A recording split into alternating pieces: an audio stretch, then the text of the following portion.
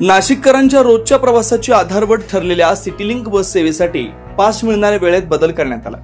प्रवाशांना सवलतीच्या दरात प्रवास करता यावा यासाठी ही पास सेवा उपलब्ध करून देण्यात येते।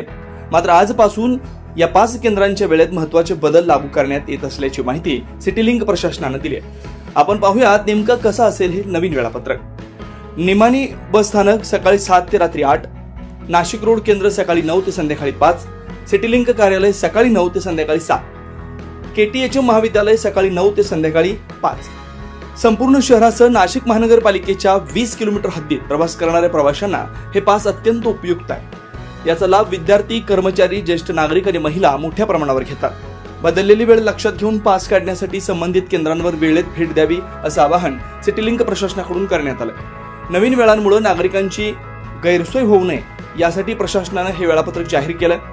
त्याची प्रभावी अंमलबजावणी तातडीने सुरू केली जाणार आहे। त्यामुळे प्रवासी, शालेय विद्यार्थी, सर्व्हिस पासधारक यांनी नवीन वेळापत्रकानुसार पास घेण्यासाठी यावं असं आवाहन सिटिंग प्रशासनाकडून करण्यात आलं।